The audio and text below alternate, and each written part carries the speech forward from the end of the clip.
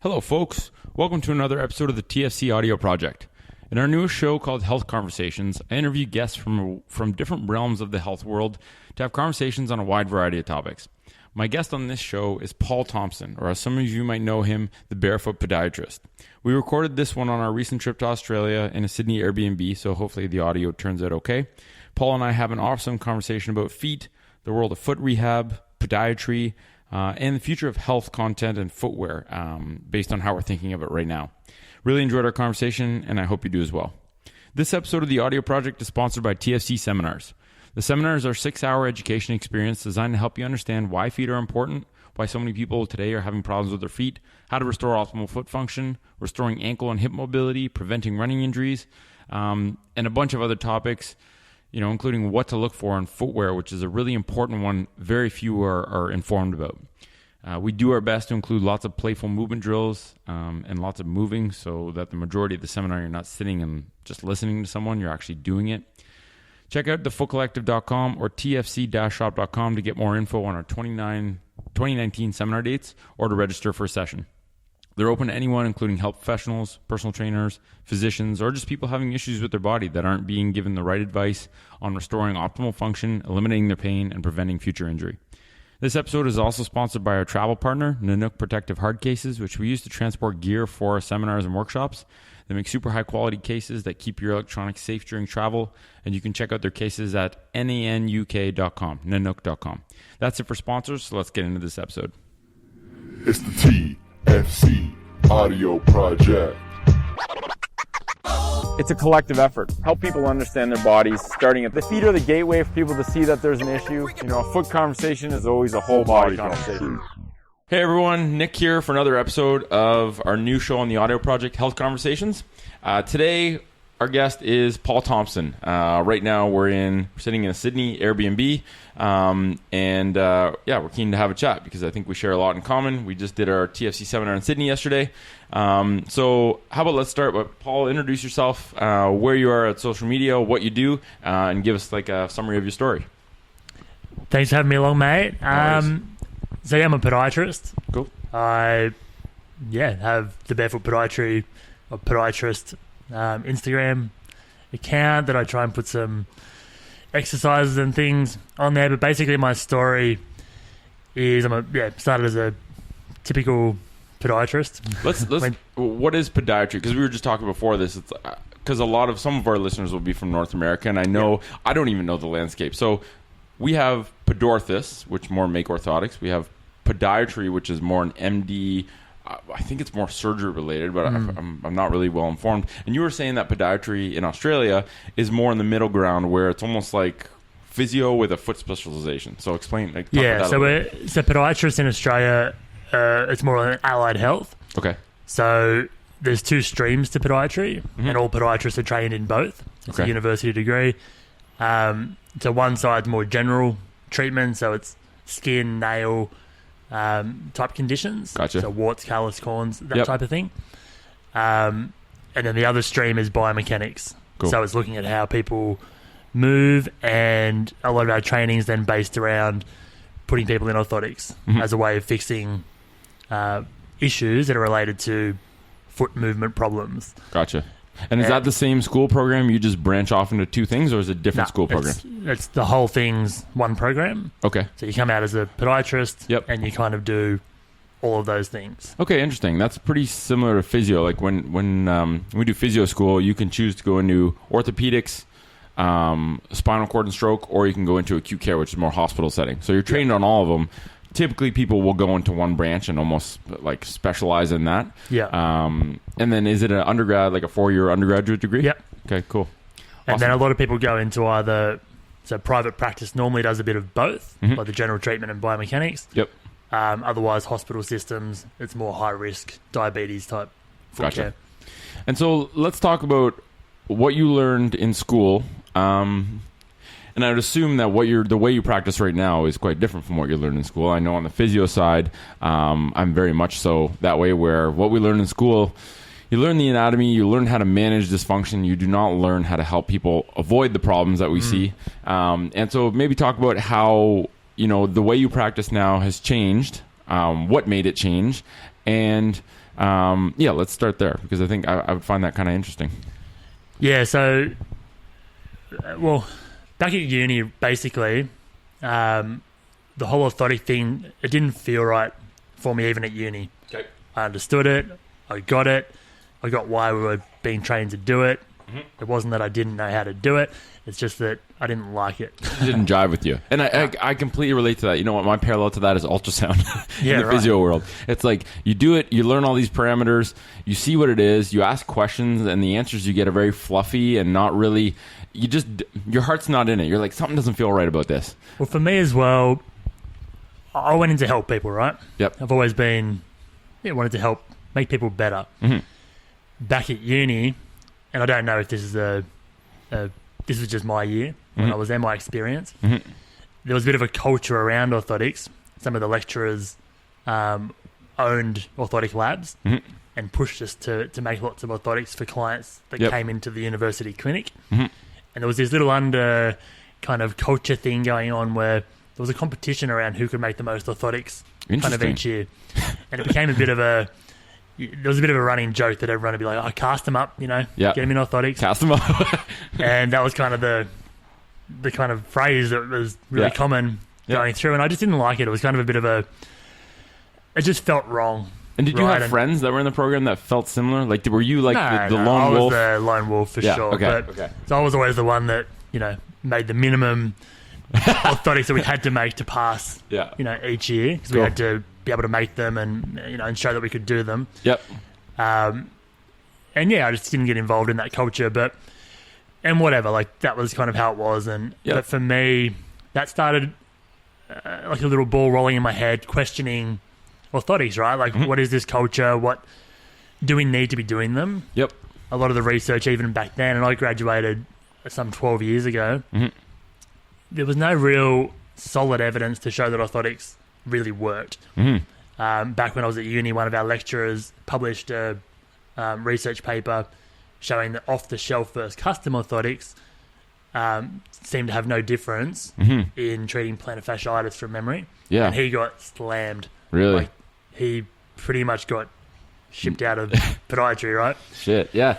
So it was pretty heavy. But all these little things just got me thinking, do we need them? And, I did them for a while, but when I graduated, I found people kept coming back with either similar issues or different issues, and I never addressed the problem.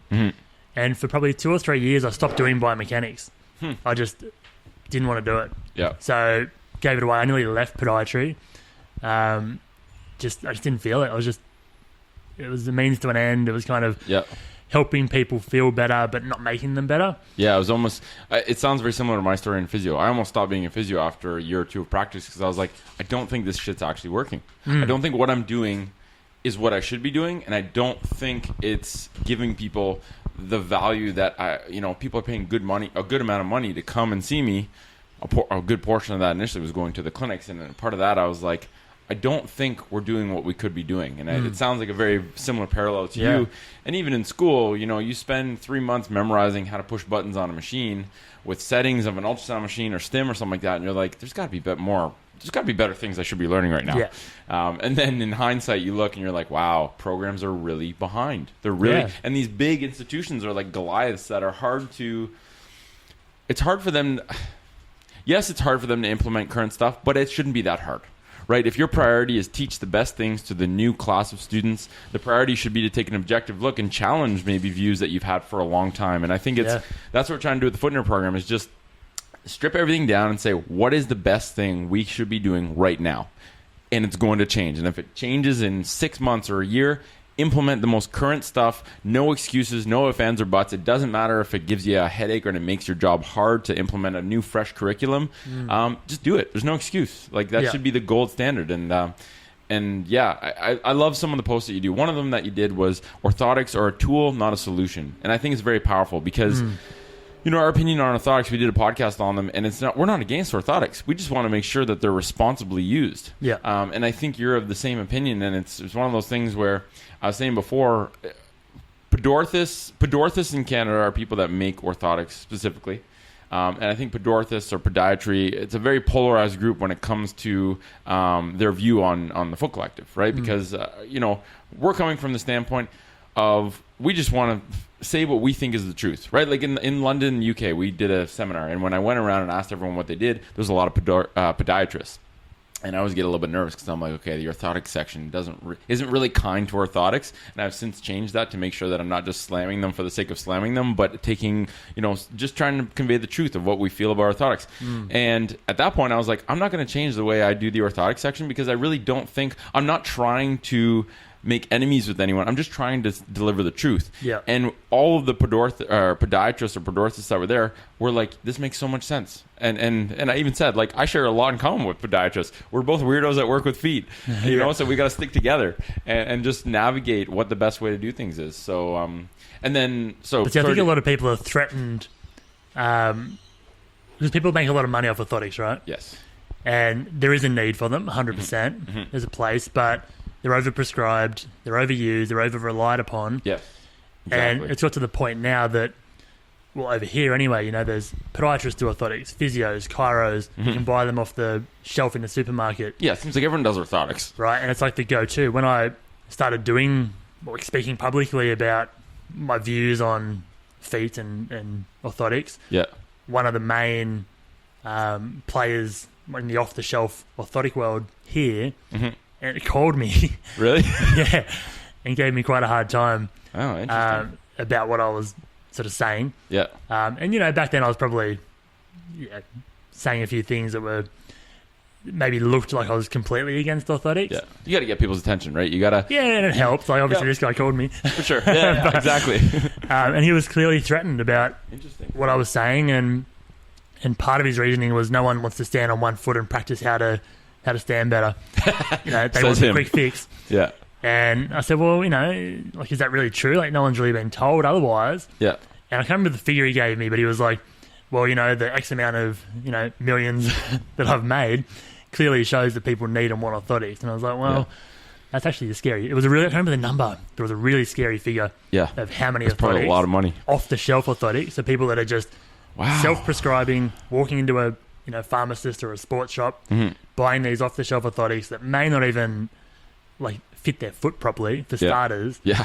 Put them in and hope they're doing the right thing, but that's crazy that he gave you a call. I mean, it is really one of those things where I think there's multiple, in my opinion, there's multiple industries that are really on the cusp of being threatened by major changes, major shifts in thinking, right? Physio in Canada is one of them because these McPhysio chains that have 25 clinics in a small area and see a patient every 15 minutes, that's not sustainable because as soon as people become informed, they're going to walk into those clinics and be like, this isn't what I thought physio was. This isn't what I should be getting. Where's the movement aspect? And if you can't answer that as a physio, that's a problem. That person's not going to come back. I think the industry of podorthics or podiatry is on the cusp of a huge change. I think even the way we think of finance right now is on a big cusp of a very big shift in terms of currencies and finance, and that's a conversation for another day. But I really think that at the start they kind of shrug you off. Right, it's like the podorthics industry is like, wow, all these people are just talking about barefoot. They're the hippie weirdos. And then it gets to a point where it actually starts to resonate with people, and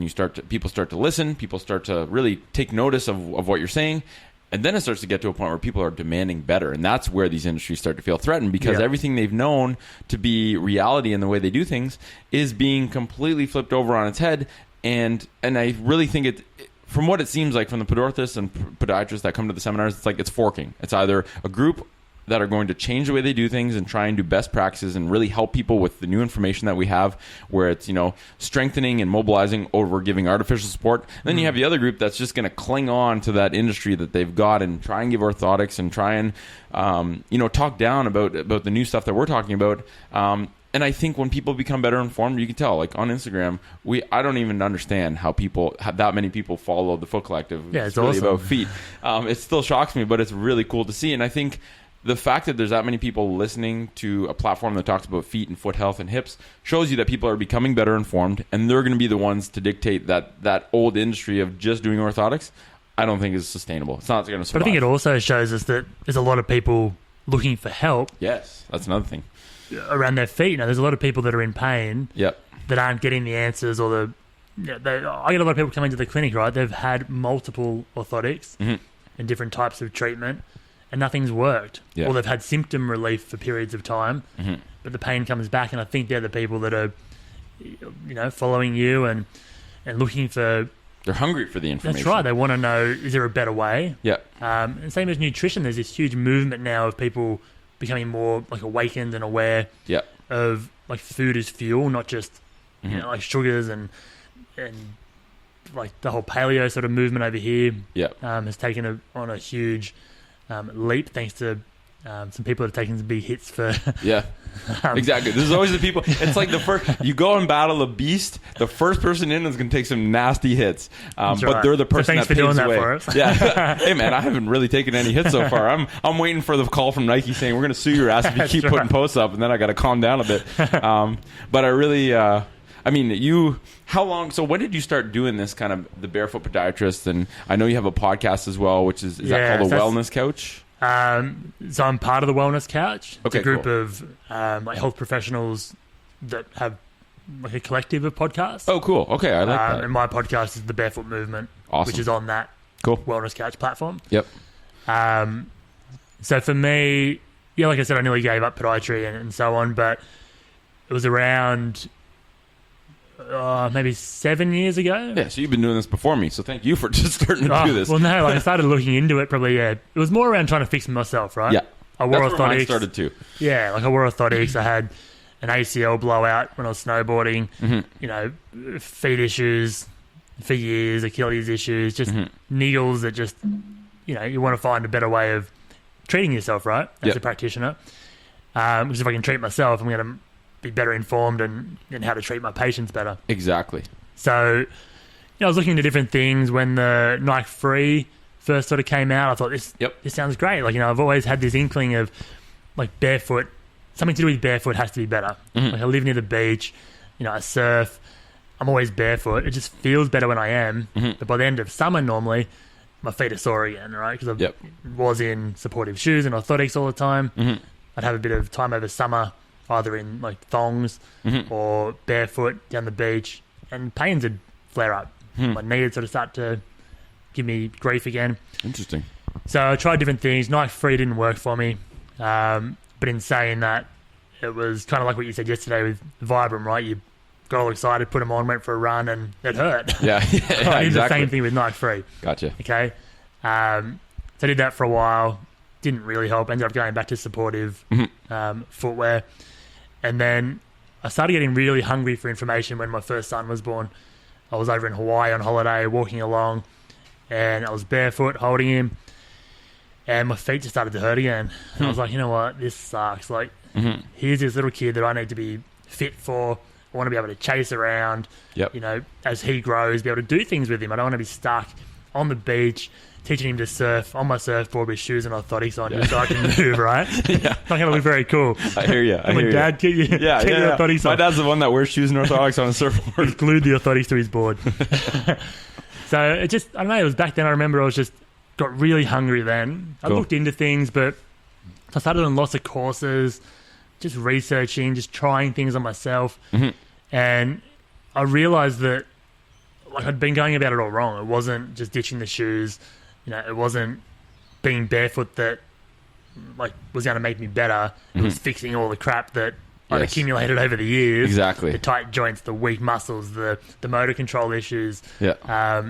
So all these things, and I'm still on a journey. Like, and I think people need to realize this is a journey. It's not a quick fix. Yeah. But it's a fun journey, right? Like It is. You start learning about your body. You get niggles, and you kind of think, well, what's causing that? So you Like can little start hints to say, oh, maybe I should be focusing on that because I wasn't even thinking Yeah, of that. right. Well, why is that sort of flared up today? What did I do yesterday? Yeah. So I found it's been a really cool journey in that respect. Cool. That's where it all started, and it's just evolved. As I learnt more, I wanted to share with more people. A big part of my goal is to just educate as many people as possible, and one of my big missions is to actually change the way we view school shoes. So having kids, and I love treating adults, and it's kind of what I do. Because my bread and butter is treating adults. Yep. Because they're the broken ones. Yep. Exactly. But my passion and huge mission is to actually change how we view kids' shoes. Yeah. Because having kids and their little friends and stuff, I see like it all starts back then. Mm-hmm. You know, they're developing, they're kind of building all these great foundations, and then bang, we're putting them into like school shoes or rigid shoes that just change everything from that really early part in their life. Yep.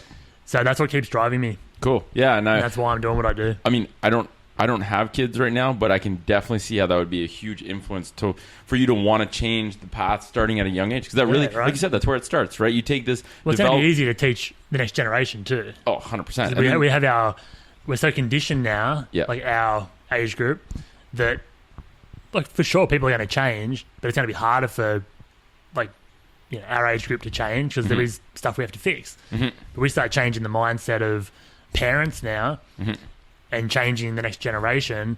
If they grow up conditioned to think that being barefoot and wearing barefoot shoes and using their feet and keeping their feet healthy is normal, not just like a natural thing, it's like that's normal, that's just how it is, then we've won, right? And they're not vulnerable to the mark. Like a big shoe company comes up to them and says, this is a good shoe for your foot. They're going to intuitively know that's a shitty shoe. I can't bend it. It feels crappy on my foot. My foot gets squished. You see my son, right? Like he's 5. Yeah. And he's worn a few barefoot shoes, but for the most part, he's always barefoot. Yeah.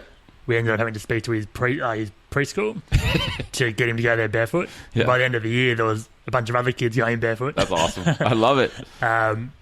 But every now and then, my wife tends to buy some shoes just to stir me up. Yeah.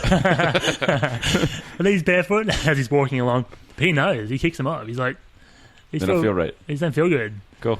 And he just loves being barefoot. So I can see just what I'm doing with him and how he moves. Yeah. Like, I know I'm doing the right thing, and I can see, like, mentally, like, the whole next generation thing, right? Like, he knows what feels normal and natural, and he's okay now saying, like, yeah, sure, those kids, that looks cool, but it doesn't feel good, so I don't want to wear it. Exactly. And that's it's like the priorities have shifted. It's like his function and how he feels and how he moves is a bigger priority over what shoes look like. And maybe and like you said, he probably does think that some of these really shitty for your feet shoes look good, but it's just not worth it. Well, at the moment, he's 5. I mean, he goes to school next year, so we'll see what happens. This is part of my journey too, right? It's seeing mentally how a child grows and how I can start to keep his mindset, focused on function. Yep. Whilst addressing some of the fashion aspects. And I think the school, like in North America, in Canada, we don't have school uniforms. So you're not forced to wear any specific kind of footwear or any kind of clothing. Yeah, I mean, I see both sides. I went to school in Australia, and I went through the whole thing of having to wear dress shoes and a suit and tie, and it seemed like a bit of a hassle, but it was also beautifully convenient. You wake up in the morning, you don't have to think of what you wear. Right. You don't have to think of, okay, what am I going to wear to make sure I fit in, stuff like that. So there's pros and cons on both sides.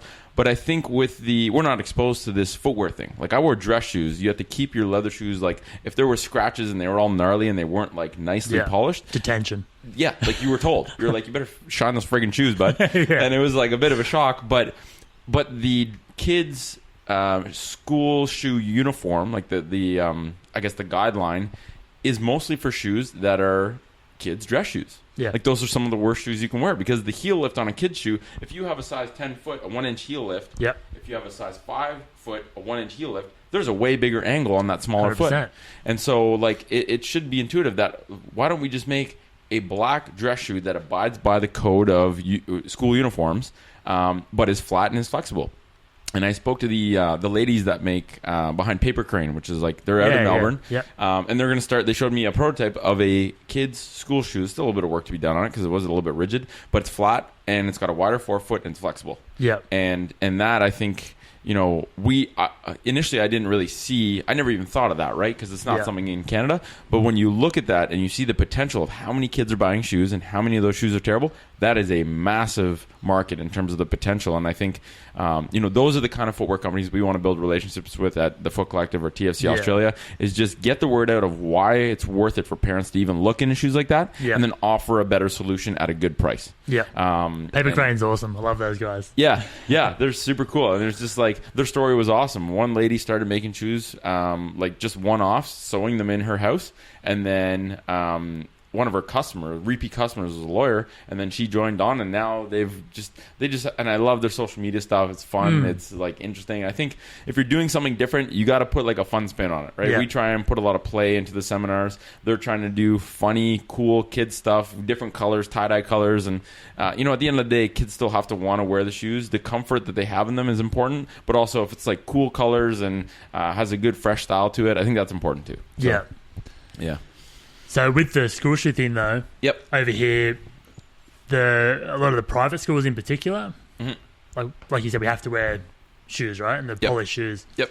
At the orientation for my son's school for next year, some of the big footwear selling companies, I won't name brands because I'll probably get sued. Yeah, exactly. So they were there, and I actually know one of the owners, and he was there. I walked in, and he was kind of, head down. Like, here we go. Here we go. But all the shoes they had and they were promoting were the dress shoe, like you said, with the inch heel. Yeah. And the principal ended up, saying, like, we, want you to get shoes like that. That's what we expect. So there's just this culture of, like, kids have to be in rigid heeled shoes for school. That's so crazy. And how did we get here? So they're sitting all day. They're in a heeled shoe, a rigid shoe, a tapered toe box. Like, what hope have they got? Yeah, and how do we start the change? Like, I think number one, and I think you're actually doing this, is a kids' footwear education session for parents. Because at the end of the day, I've got one coming up soon. Actually, like it's So what's the details on that for anyone that's in Australia and is listening? What is it and when is it? So there's a group of doctors actually near me that are quite open-minded and they're pretty cool. So it's the Village Practice. Cool. I'm just doing a education session. I'll probably do some more in my clinic as well. Awesome. Happy to do them anywhere. I've got one online that people can just download. Awesome. It's basically just the features of... It's just going through school shoes, like what the features are that are in current school shoes, the effects of them. And look, I don't care what people want to buy. Yeah. I just want them to make informed decisions. Exactly. That's my exact perspective too. It's like people you're okay putting your kid in a heeled shoe with a rigid midsole and a tapered toe box, but you understand what you're doing and you're still okay because like that's what you decide to do. Cool, go for it. Like I'm not going to judge. Yeah. As he's nodding, I will. I will. But yeah, I think the biggest thing is people need to be informed. Yes. Right? Of both sides. Yeah. And that's the driver for change. It has to be. And I think, I always look at it where, okay, if I was in that situation and a parent's like, I don't really care what you're saying. I want to put my kid in this kind of shoe. Yeah. I look at it from the perspective of that parent is not purposely trying to harm their kid. Clearly, right? No, they're right? trying to do good. They just don't understand the importance of feet, number one, and they don't understand that there are better alternatives, and if there aren't better alternatives, they are the people that stem the tide, that change the tide to go to the footwear companies and be like, 15 parents come up and they're like, you know what, we understand we have to wear your kind of shoe, that it looks like that's what we're being told by the school, but you got to make a better shoe.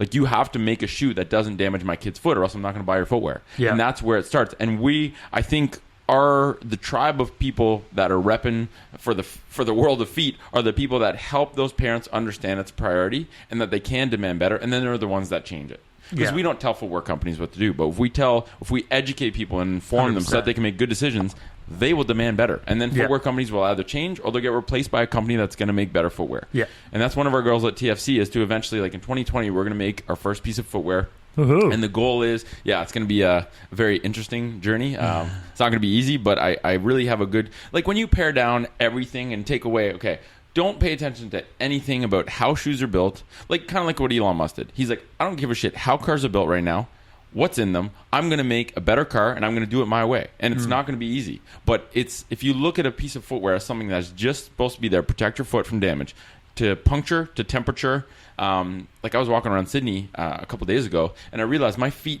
didn't have an intolerance to the gravel and all the artificial surfaces, but it had an intolerance to the temperature. My feet were boiling. I was like trying to jump from shade patch to shade patch. And so, temperature, puncture, abrasion, and that's it.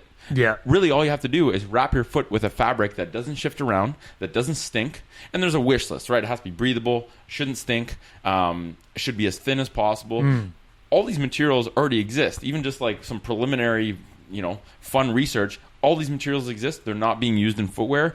And if that's all it is, you don't have to you take out the midsole. You take out the rubber outsole. You can take away so many things. And when you pare it down to just something that protects your foot, you can make something for $100 that's way better than what's offered right now. I love Vibram to death. They make great shoes, but you can make that for less expensive with less material. Yeah. And so I think, and then that's going to be the start of, the TFC footwear division, starting with just like a one color, totally different. We want to change the sizing system too, because it's kind of. But I guess the financial side of it, right, is you need to make more to make it cheaper, right? Yes. And at the moment, exactly. Vibram, Vivo, Paper Crane, like all these shoes, they have the infrastructure. They have to make smaller quantities though, because like Nike and all these big companies, they've got a lot of people buying shoes, so they can pump out huge amounts to bring costs down. Exactly. Although they're still expensive anyway. Well, I'm going to try and crowdfund it. So I think 15,000 pairs, which sounds ambitious, but everyone wears shoes. Yeah. So you're only limited by how much you educate people about whether what you're making is good quality and good for them. 15,000 pairs. Well, it's only like 10% of followers, right? Yeah, exactly. And I want to offer like a retail model where we try and give retail stores willing to sell this stuff the opportunity to buy like a batch of 20 of them and be able to sell them, and we'll help co-promote them. Figure out a way, but if we can get 15,000 people or 15,000 pairs to be purchased in advance and basically lay out everything so that it's non-profit. I mean, the biggest thing is there's always a conflict almost between the consumer and the investor. Yeah. Right? If you own a footwear company, you need to make money. If you're a consumer, you want to get value. The money that the investors make take away from the value the consumers get. But if you make the consumers, the investors, that invest based on their purchase and show that every single dollar that's being put in here is going towards making this a good product. No one is getting rich. No one's getting paid stupid salaries or getting first-class flights. If you lay everything out very simply, then all you have to do is put it out there and reach people. And that's it. And that's our goal. I don't want TFC to make a penny from these shoes, but I want this to be what starts almost like a non-profit footwear company that like a community shoe. Exactly. That's completely transparent, like radical transparency and radical accountability. So there's no excuses. If we say we can make this shoe in 15 months and ship in 15 months, we're going to do it. Even if it means the core group, the special forces of this company, just basically killing themselves for 15 months to get it done, whatever. It's worth doing. It's worth struggling for. And I think, but from there, it's okay. Once those shoes are made, it puts all the shoes don't generate a huge amount of profit, no profit for the company, but that puts all the infrastructure in place to then make another model, to make a running shoe with a little tiny bit of cushioning for people that want a bit of cushioning, to make a kid's school shoe, to make a safety boot, because that is a huge. I get so many questions about that, and both my brothers are in trades. They spend $350 a year on a pair of boots every year because the companies they work for gives them the money to do it. The boots that are out there, safety boots, protective boots, are so shitty for your feet. It blows my brain that a company hasn't just been like, let's make a flat boot. That automatically makes you better. Let's make a boot that doesn't have as thick of a sole, but let's use a much more high-tech material to like a couple layers of Kevlar instead of 3 inches of rubber. Like, come on, people. So stuff like that we want to do. And I think it's really just a fun project that I want to do because I used to be a shoe head. My closet is filled with shoes that I now consider extremely shitty, but I've kept on the shelf as memorabilia to be inspiration for when we start making footwear. But really, I mean, and that's where it has to start, right? Like, you can educate people about foot health as much as you want, but if you educate them and you're like, this is the kind of shoe you got to wear and this is why, and they're like, perfect, I want to get that shoe, and they can't get it, or it costs an arm and a leg and they find it to be just not of value, then it's a lost leader. Like, you run into an obstacle. So and that's the issue with the school shoe thing at the moment. Yeah. I educate parents and like, well, where do I get buy? them? Yeah, exactly. And there's some out there, but it's like, there's not a huge choice. Yeah. Some of them don't look like traditional school shoes, so some schools won't allow them. Interesting. So it's like a really hard. You're kind of stuck in the middle, right? Yeah, without having that shoe to say, here it is, buy it. And also, like you said, it's like you need the scale to be able to produce and give people value. Yeah, because you make one-offs in a small factory, that's fine, but if it costs way more than what's available right now, the price is going to be prohibitive. Yeah. So I think for people. It's doable. It's just a big challenge. And like I said, we're going to do it in 2020, and we'll keep everyone in the loop with every step of the way. The other thing too is I want it to be, in the budget, it will be a budget for 6 or 7 people. Each person has multiple roles. We're going to rent a house, and I'm honestly thinking of packing the house with cameras and putting out a weekly episode of the journey of making the FC 1.0 so that everyone can see exactly the fact that these 7 people are working their asses off Yeah, you're not all on the day, couch. every day. These are the, there's going to be the shitty parts and fun parts, and, do some kind of thing where you basically bring people in, give an insider view as to what this journey looks like, and just involve people, because I think that helps. And even like the design, you make 4 different designs for what it looks like, and then you take a vote on Instagram. You put up the 4 graphics and say, what do you want? And you see which one has the most likes, because those are probably the people that are funding it anyway. So you involve people saying, what do you guys want in terms of the look? What do you think about this? And just involve them, and just like this whole radical transparency and accountability, where they know where all the finances are made publicly available, right? If you buy a shoe, you get to see exactly where all the money went, because that's a right. We have promised you that all the money's going into making a good shoe. We have to live up to our promise by giving you access to everything, and that's kind of, and same thing with Foot in Our program. So I think it's just a new culture of replacing a corporation with a collective. That was kind of the whole mindset behind the word collective, because it really is gathering huge amounts of people to do something that can't be done otherwise. So one thing, before we started the podcast, you talked about a kind of a new model that you're doing in terms of like group sessions with people. So talk about that, what it is, what kind of success you found in it, and what the rationale is, because I think it makes a lot of sense, right? Like the education part is the bulk of what you need to give people to help them, and it's the same for everyone. The individual treatments and the nuances of person to person are different, but the first 75% is all the same. And I think that model you talked about is very powerful, can be very powerful. See, I found just through talking to, like physio mates, chiro mates, looking at how other people do rehab. I don't like to look at what I do as rehab, but it's more like restoration work. But, I was looking at the typical model, and normally, from what I can tell, people start one-on-one, then they might move out to kind of 1-on-4, and then into bigger group sessions to kind of continue their care. I've tried to flip it, and I start off in like a group program where I run through the basics.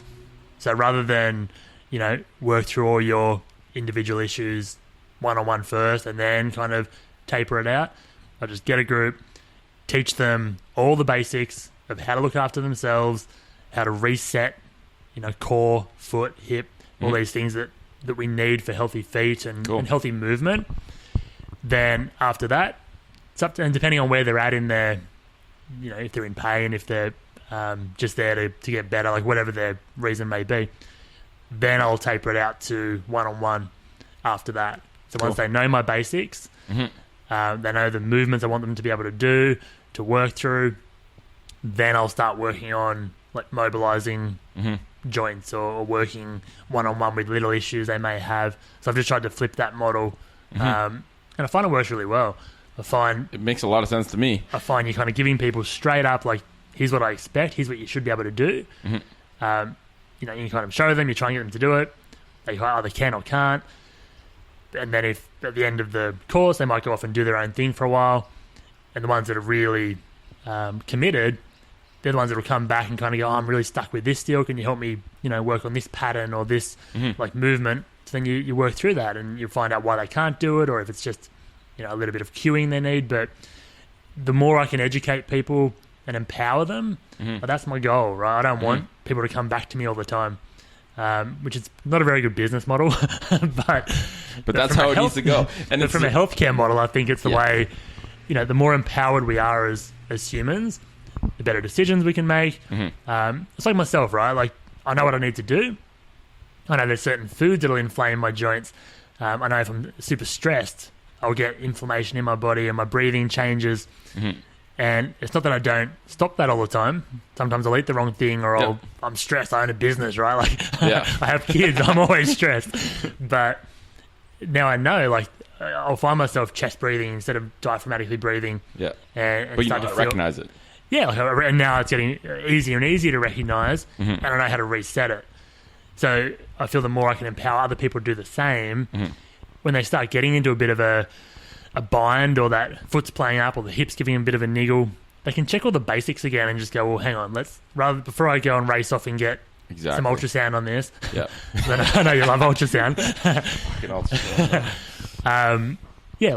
Can I check my basics and check, what have I eaten, what am I stressed? Like, have I had a huge walk? I've been on a huge hike and my joints are inflamed. You know, give it a few days to settle. Yeah. Like, it can be some simple things sometimes, you know? Exactly. And I've treated those patients that are like, yeah, my hip really, or my low back's really acting up. Like, oh, is there any trigger that you can think of? Well, I don't think so. I just went on a walk. Okay. How long was the walk? 4 hours. How long do you usually walk for? 20 minutes? I don't know. We might have something here. Yeah. You know, and it's like really just creating. Sounds like you need surgery. Yeah. Sounds like you have a lumbar blowout. That's right. Yeah, it's just empowering people to be able to do the basic troubleshooting. Right? Yeah. It's like I'm not telling you to be able to rebuild your engine. I'm just telling you to know to do your oil changes and to know how to change a tire. That's it. That's all I want you to do. And if you do those two things, you literally prevent your engine from blowing up. Yeah. And so it really is, and I think Isn't it funny, right? We have the most like crazy computer system, our bodies. Yeah.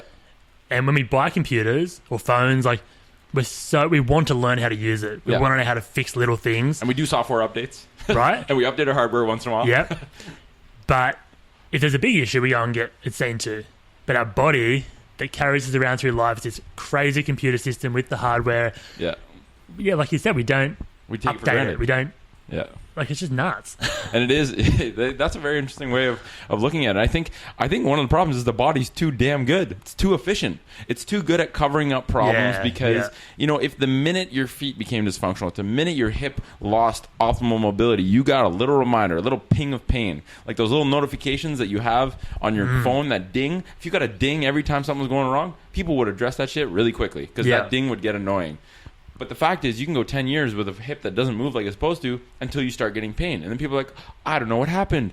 I didn't do anything to injure myself. Now my hip hurts and now I'm constantly in pain. It's like, well, you've been doing the wrong shit for 10 years. Yeah. So it's not complex to get rid of this, but it's not going to be easy because you have to change a lot more things, a lot of things that go far deeper into your day-to-day life that you've now accepted as normal.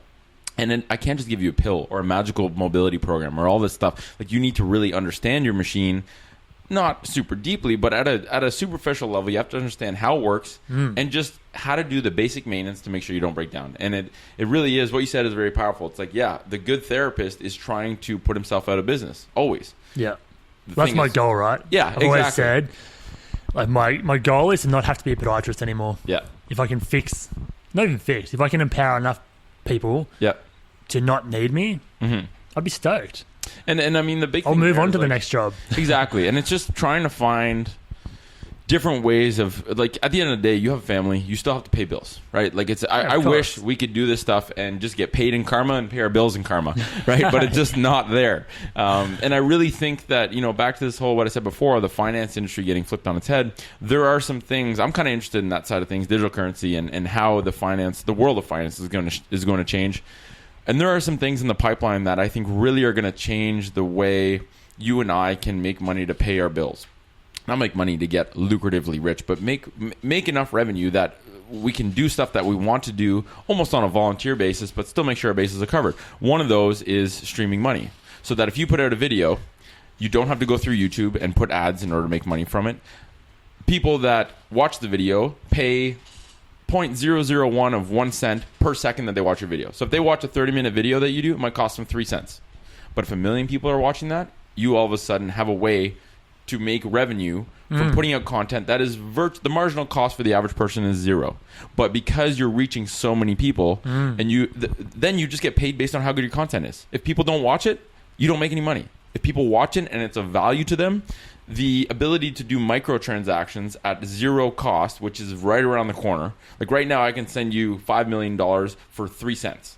I literally can through the Bitcoin network, right? Like now the cost of transactions has gotten low and it's only going to get lower and lower. When this becomes a thing and there's video platforms that replace YouTube that don't, you know, you can watch videos for free on YouTube, but you get splashed with ads and you literally give up your privacy for the right to watch videos on YouTube. They know everything about you and how to market to you. And it's kind of this sneaky little thing that's going under the radar that more people are becoming informed about. But when people realize what that is, YouTube is going to get replaced unless they change. But when that platform, that video platform comes into play and is mainstream and is easy to use, that's a game changer, because we don't even have to really, the need to make money through our practices, the need to monetize things because we need to pay our bills isn't there anymore, right? You have a way to make revenue by giving people value, by empowering them. Yeah. And the cost of those people is almost nothing.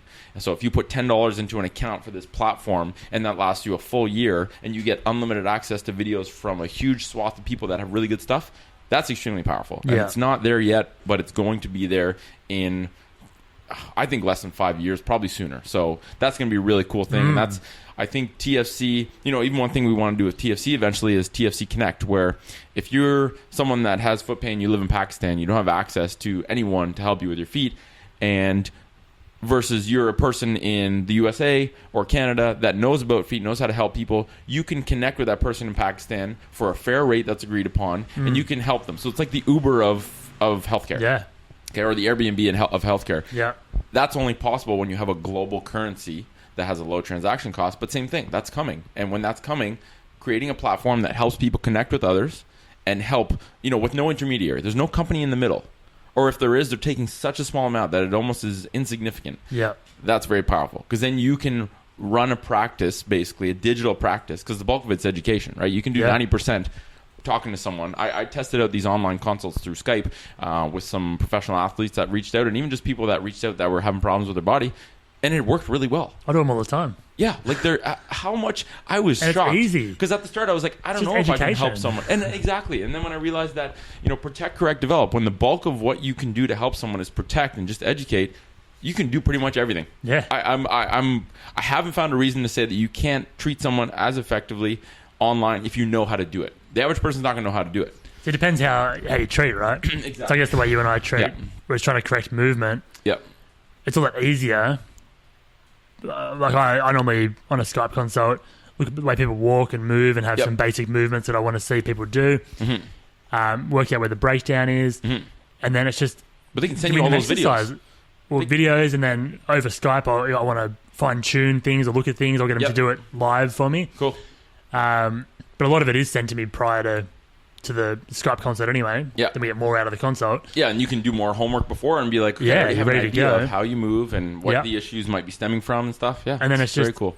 Here's the exercise I want you to start doing, and it's kind of like the program I was saying before. It's like, here's all my basics. Like, here's what I want you to do. Here's how I want you to do it. Explain it.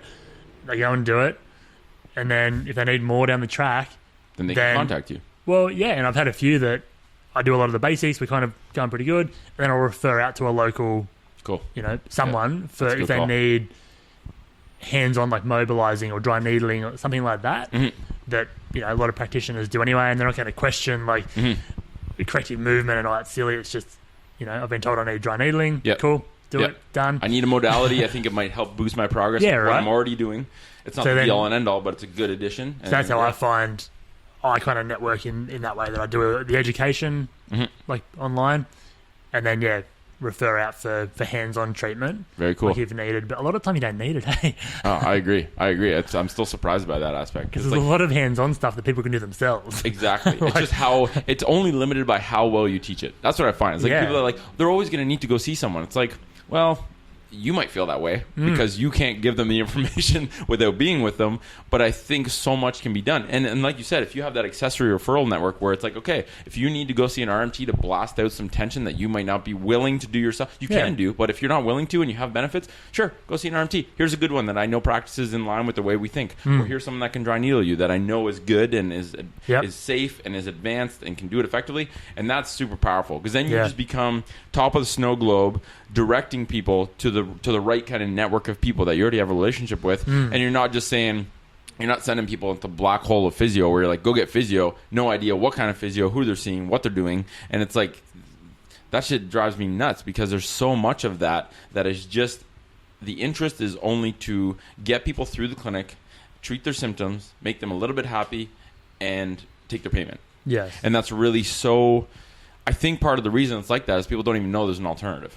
Right? Like, I think a lot of people in the healthcare world, a lot of the practitioners, maybe not the business owners, because business owners just see money rolling in. They're like, this is great, keep doing it. But I have a lot of friends that are physios, and they work for these big companies and they don't see an alternative. They can't start. They don't have the motivation or the resources to start their own clinic. They don't see a lot of alternatives. The good clinics aren't hiring, and so they're kind of stuck in this funk where they're like, I have no choice but to ultrasound, because when someone's in the clinic for an hour but I only see them for 15 minutes, I have to give them something to do with the kin.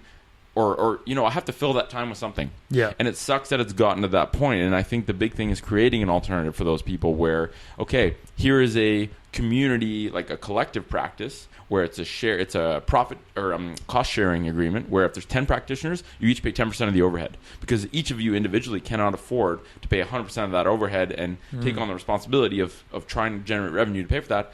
But, this shared workspaces. This is I'm seeing these way more now. WeWork and all this kind of stuff where you can go in. You can't afford to lease an office space, but you can rent an office for $500 a month and share that office in a commercial building floor with 100 other people that are doing the same thing. Yeah. Right? I think the healthcare version of that, I think, has a huge potential where you're just kind of almost acting like a steward to gather and coordinate people, but they're doing their own thing individually, and they're just putting money in a pool to pay for the space. Then they have the freedom to treat however they want. They can do 3-hour appointments if they want, and I think that's... I think the issue I see with that, and it's like here with multidisciplinary clinics. Yep. So people kind of want to hold on to the person as long as they can, right? Yeah, to make money. True. Very true. And the way I see like really good healthcare is a clinic where, and it may have to change the whole transaction model too for clients, is that they pay, I don't know, like the clinic, like a membership thing, like a membership. Yeah, I agree. Right, and that's I think that's one of the better models. And that, like in an ideal world, you have your ideal world, the government pays your membership. Well, ideal, but yeah. Let's be realistic here. But say take money aside, right? I think. From a practitioner point of view, it needs to be that each person that comes in, they ideally, you have... Yeah, let's go perfect world. Tell me how you think it would be done. No money involved. Perfect world. No limitations. What is the most effective way to get someone that comes in, is lost, is confused, is broken? How do you get that person to be on the right track? So I think someone that's broken, we need someone like a nutritionist, like the physio, the podiatrist, the chiro. Yeah. Lots of... Hit every pillar. Every pillar. Yep. And ideally, probably not going to happen, each client that comes in gets screened by basically everyone. Yep. Sit around a table and go, so, patient X, I want to do this for them, I want to do this. How do we get that person as healthy as possible? What do we need to teach them? Or even if it is like a program that they go through a pillar of, nutrition, movement, basic OH&S work stuff, like the whole sitting, standing thing. Like, because working on like just movement alone isn't the be all and end all. No, it's not nutrition alone isn't the be all and end all. And they all feed off each other. It's 100%. Like you can't silo someone's body. One body, right? Yeah, I agree. So in an ideal world, it's a multidisciplinary clinic where people get complete care and can bounce between each practitioner without that practitioner feeling like they need to hold on to that client to make more money. You're right. Yep. Right. I completely agree with that. But then the issue is if one person's more popular and needs to do more than others, if I'm sitting there doing nothing most days and you're there busting your backside, then it doesn't work either, right? So it's a hard model to make work. But in an ideal world, I think that's where we need to head. I agree. And I think the two things that we did there was, you start at the top, you try and be realistic, but you also start with like, okay, utopia, what is it? Because you might not get there.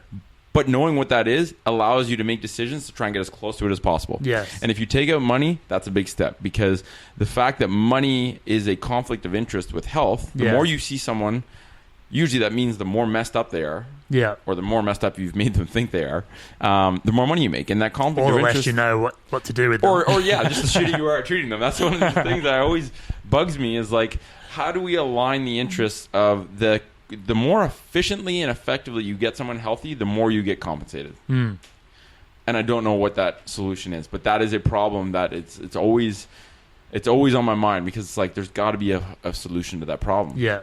And I think we're going to figure it out, right? Yeah. We're gonna, you run through scenarios almost in your brain repeatedly, and you're like, what about this? Nah, that's a flaw there. Like what you said, it's like if you have a model where everyone has their own individual space, then it's in your benefit to hold on to someone and keep it for longer. And so it's like you just run through scenarios. It's like, what is the perfect model? And I think conversations like this is where it starts, is trying to just working shit out, very preliminary stage, and just being like, I wonder what this would work like. I wonder what this would work like. And I think that's one thing with TFC is gathering a bunch of people, like 20 of us, in a room and basically say, here's the problem, let's figure this shit out. Or let's have a conversation for a couple hours about what we think could be models that could work. And maybe we'll run them through, not necessarily a computer model, but like literally run them through our brain model. It's like one person will say, well, here's the problem with that. Or here's another option to add to that. And then eventually you find it, right? But it's just putting those people in the same place and collectively having a conversation about all of us are on team human get healthy. Yeah. How, and none of us have an ulterior motive. All this kind of stuff is to the side. You just pull yourself around similar people, and then you find out a way to solve the problem. And then finding the solution is actually the easy part. Executing that solution is the hard part. But I think, in Canada, there is insane amounts of money being spent on healthcare benefits, right? Like the average federal government employee probably uses close to $1,500 to $2,000 worth of benefits per year when you consider chiro, massage, physio, just those three. So that's a lot of money, right? So then it becomes, okay, we know that this is a cheaper way. It's initially, it looks like it's more expensive because it's all in one spot, right? It's like it's like making a monthly payment. If someone said it's $50 a month for your phone, or you can pay me $600 right now, most people are going to say, I'd rather pay $50 a month. It's the same amount. But if someone said you can pay me $50 a month or $400, you'd be like, oh, the math, that's way cheaper to do $400. If you go to insurance companies and say, right now you're paying a huge amount of money because everyone's breaking down and disease is very expensive for you. There's a lot of money in disease, which is why I think some people are not really motivated to find a solution to it. But if you go to an insurance company that looks at the bottom line and it's like, we get this amount of premiums, we only want to pay out this much because that's what our business model is, and you say it's cheaper to be healthy, it's cheaper for your patients and clients to be healthy, and here's a good potential model to make them healthy, and here are the numbers to give you like a layout of the business model. Those are the people that eventually sign off and say, let's try it. And when they see it works, and we know it'll work, right? It's obviously the first version prototype of that is not going to be the best, but it will get better and better, and it will get to a point where it's cheap because prevention is way cheaper than disease.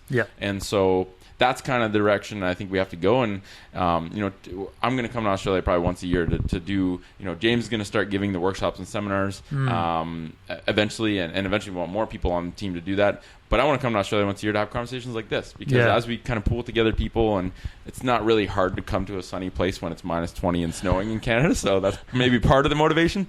But let's do this once a year at least, and have a conversation to be like, okay, what's happened in the past 12 months that's changed your mindset from our last conversation? And the beauty about the podcast is it just creates a record online of that conversation. Because I like going back. We did one on nutrition not long ago, Mike and I, and it was more from the standpoint of saying, okay, let's do one to just have a conversation about how we think of food right now, because in a year from now I guarantee we're going to think about it differently. If I look back a year before that, I was thinking about food way differently, and so I just want to have a physical record to say, wow, look how much the way we think about food has changed, and here are the things that influence that change. Like sleep is another thing that I want to start talking about more on the podcast, all this kind of stuff.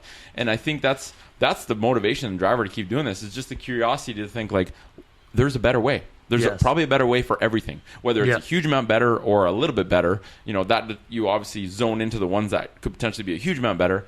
But I think people like you're pioneering the world of podiatry to change, and it has to. We know it has to change. Well, hopefully. Well, we know it has to. It's just a matter of time and how much. And there's more interest. I'm getting more interest from other podiatrists. Okay, cool. That's good. Like to hear. Reaching out, trying to find out what I do.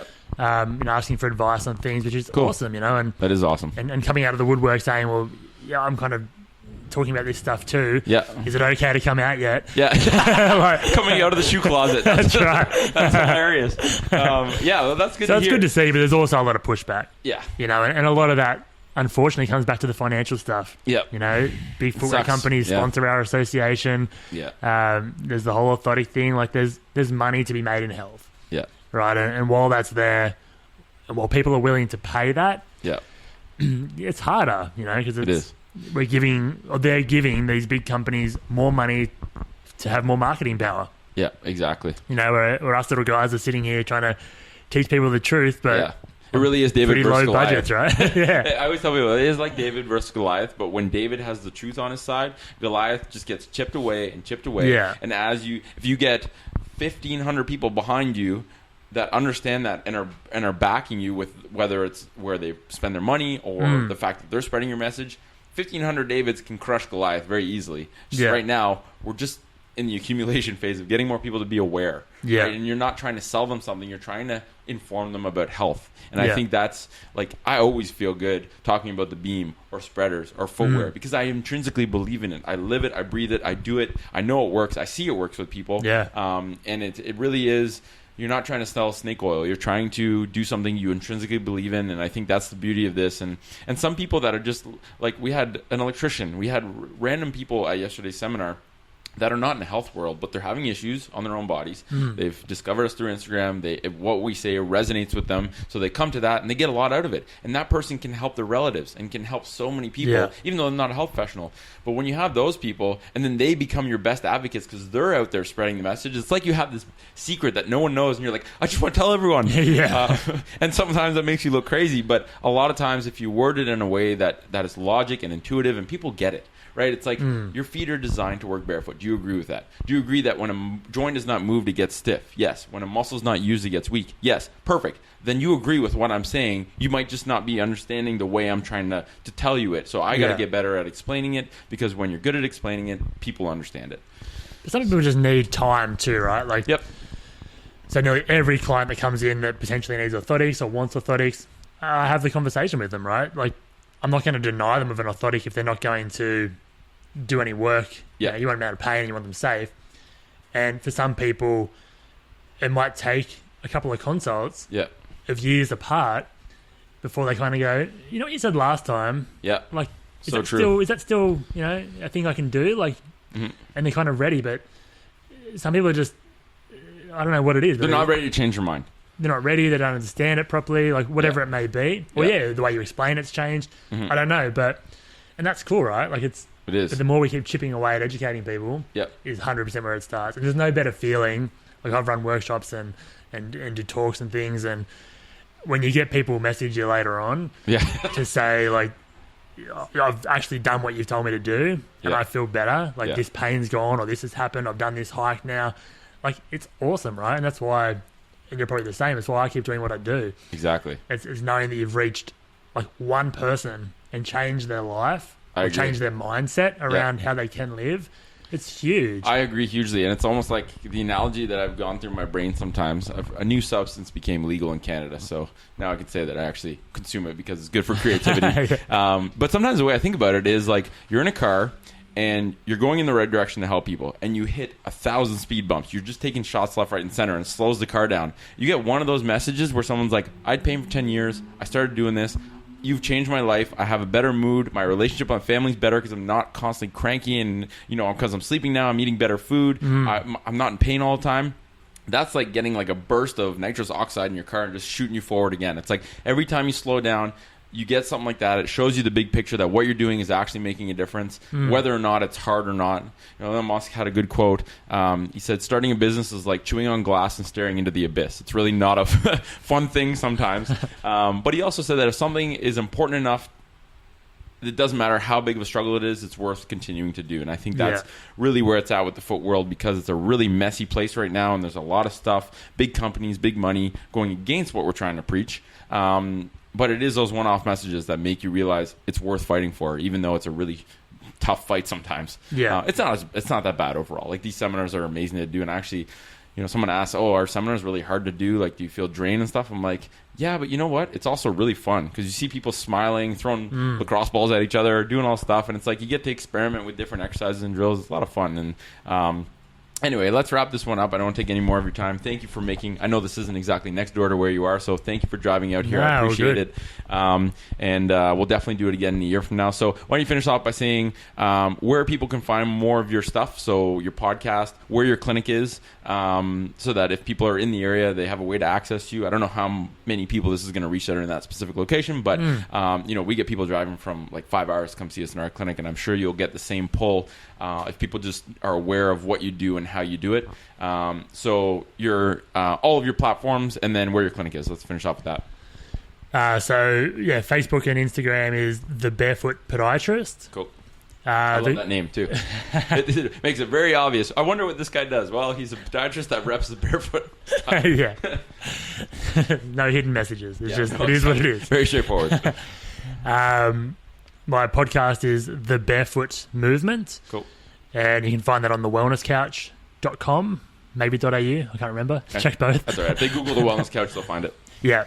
Or the barefootmovement.com.au is my website, and most of the podcasts I put on the blog anyway.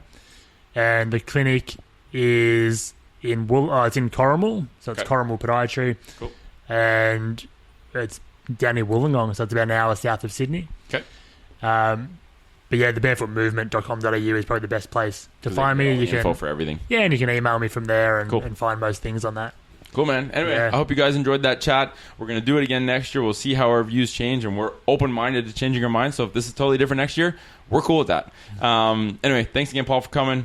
Guys, thanks for listening. We'll catch you in the next week or two. Cheers.